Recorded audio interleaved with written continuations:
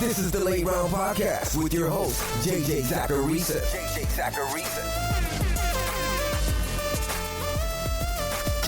What's up, everyone? It's JJ Zacharisa, the editor-in-chief at FanDuel and at NumberFire.com, and this is episode 212 of the Late Round Podcast, one of the many shows that are part of the NumberFire Podcast Network. Thanks for tuning in.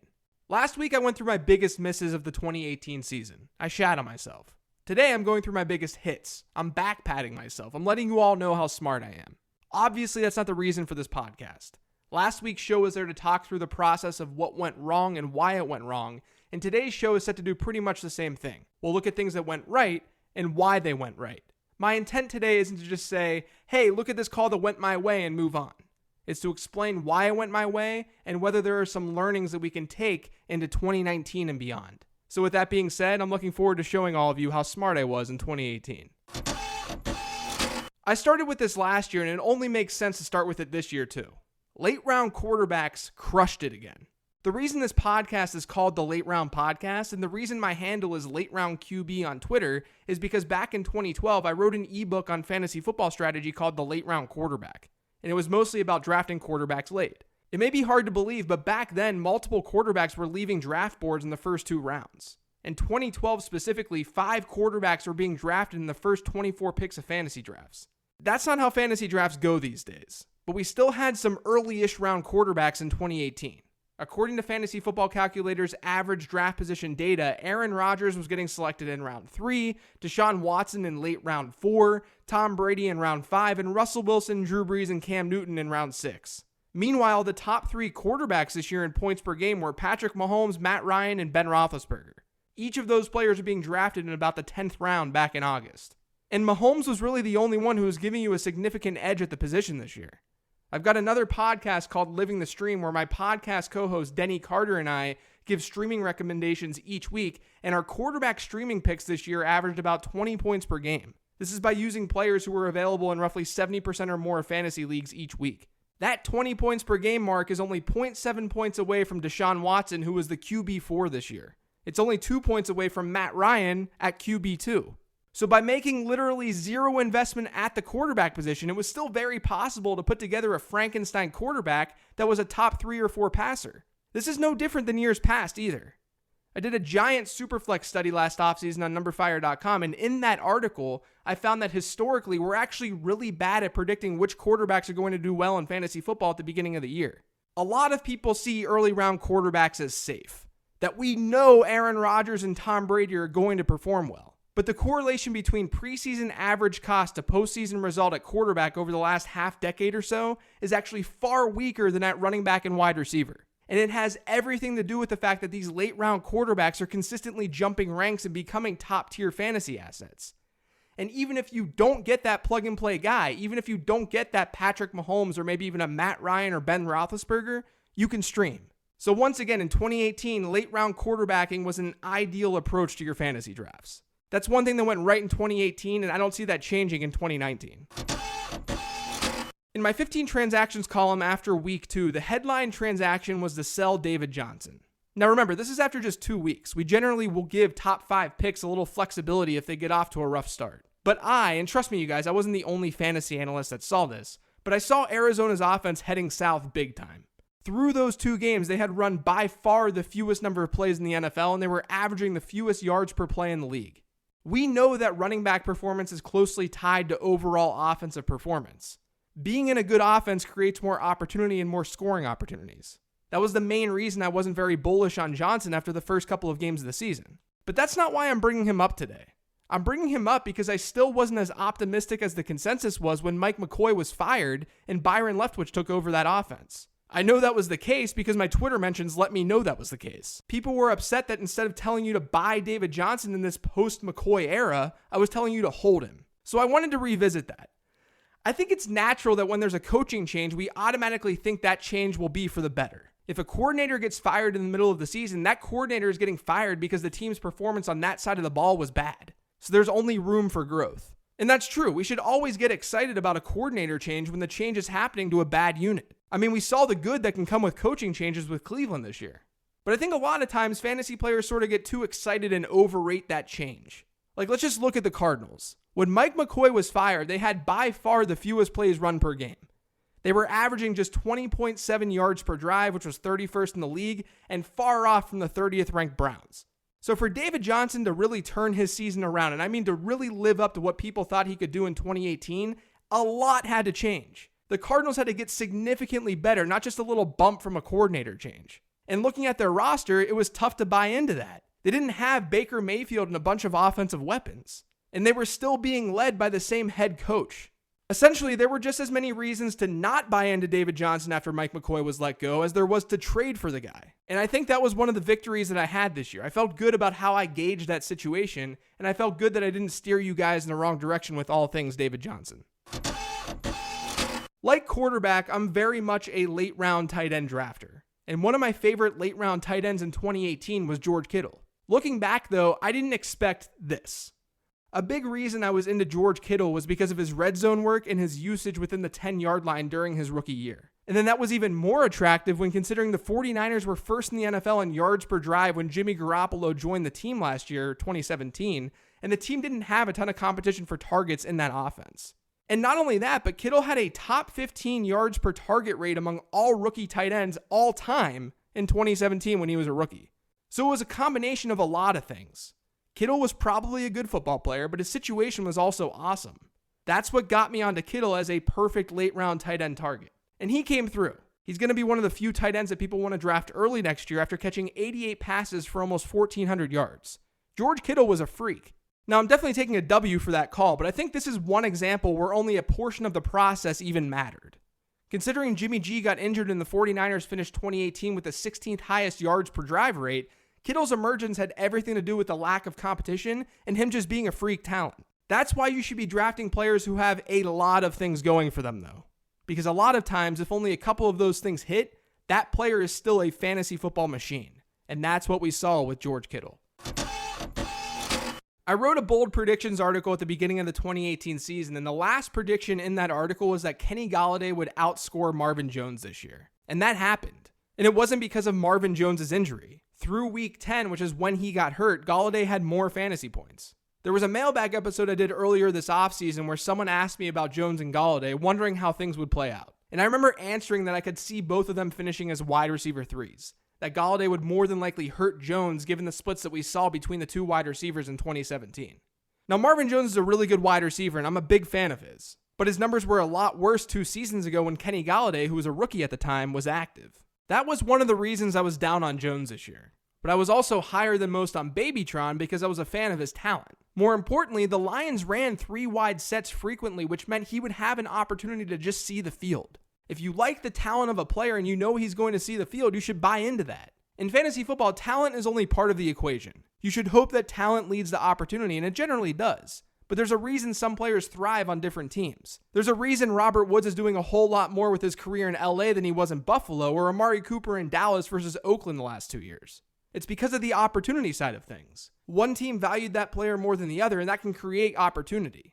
And opportunity and volume drive the game of fantasy football. So with Kenny Golladay, I love the talent, which is why I nicknamed him Babytron right after he was drafted 2 years ago. But there was a path to opportunity for him in 2018. He very easily could have been and should have been projected to see about a 15 or 16% target share in the Lions offense, despite being what many thought would be the third best option at wide receiver for the team. And that was sort of his floor. His ceiling came in the form of, what if Kenny Golladay is the real deal? That's why I'm talking about Golladay today. If you like the talent and if there's a realistic path to opportunity, buy into that. That's what I did with Golladay, and it panned out. That talent and opportunity equation seemed to be a plus for some with Ronald Jones this year, but I was not a big believer. Jones had a glaring hole in his college production profile, and it was his lack of receiving production in college. In an article called Which Draft Hopeful Running Backs Produced Like Studs in College, I said this about Ronald Jones. Ronald Jones has had some of the best success on the ground in this class, and he'll more than likely be an early-ish round pick in this year's draft. But he only caught 14 passes this past year, tallying just 32 in his 3 seasons at Southern California. His 4.21% reception share in 2017 is one of the lowest in the class, and while that's no death sentence, it should be noted that none of the backs in the NFL sample had that poor of a mark during their final collegiate seasons. With college production, it's all about finding trends. What I've found with successful NFL running backs is that the vast majority of them were not only successful in college, but they were good pass catchers in college. That shouldn't be a huge shock because good players find a way to get the ball, but that's sort of the point. Ronald Jones had that red flag. Even though you could try and explain the lack of receptions by talking through the offense and how it didn't favor running backs getting the ball through the air, the point is that we also couldn't say definitively that Ronald Jones was a good pass catcher. That's why it was a red flag. And that was one of the main reasons for his lack of playing time this year. Entering the season, he was struggling with pass protection and there was talk that his hands needed to become softer. And that's something that showed in his production profile. Now, I don't know what we'll see from Jones throughout the rest of his career. I wasn't all that high on him entering the league, but we'll see how this new coaching staff wants to use him. One thing I do know is that he's a perfect example of why looking at college production can be beneficial when sifting through these prospects. And that lack of receiving production was a key reason I didn't draft him in redraft leagues in 2018, even when his ADP started to fall. Now, you all know that I don't think running backs are very important in today's game. And it brings forth an interesting dilemma for me as I analyze fantasy football. If running backs don't matter in real football, then why should running back talent matter in fantasy football? And the simple reason is because we should run under the assumption that coaches are looking to be optimal. Even if I don't think the difference between Aaron Jones and Jamal Williams in real football will matter a whole lot to Green Bay's bottom line, Aaron Jones is the better running back. He's better at playing the position. Therefore, I would hope that Green Bay sees that and gives him more volume, which in turn makes him more productive in fantasy football. One of my big learnings this year was to just not give up on those types of players. And I do feel like I did a pretty good job of being patient. Aaron Jones is definitely the one who comes to mind because I've been an Aaron Jones truther since he was drafted. But this extends beyond that. In an article on players to avoid this year, I wrote about Carlos Hyde. The big reason I was avoiding Carlos Hyde was that Nick Chubb was behind him on the depth chart. Now that prediction was looking really bad to start the year, but common sense eventually emerged. And then there's Kerryon Johnson. I actually think that you can make the argument that running backs did matter for Detroit this year when you look at the difference between LeGarrette Blount and Kerryon Johnson. It really mattered because the coaching staff was terrible with their running back usage. Among all 100-plus attempt runners, according to Number Fire's success rate metric, LeGarrette Blount was dead last. He was the worst. Kerryon Johnson ranked 20th. So Johnson was above average and Blount was the literal worst. Johnson was adding about 0.07 expected points per rush, while Blount was losing 0.16. I mean, the numbers were dramatically different between those two running backs. I know I'm now going to get people saying, see, running backs do matter. Yes, running backs can matter. I've written about this.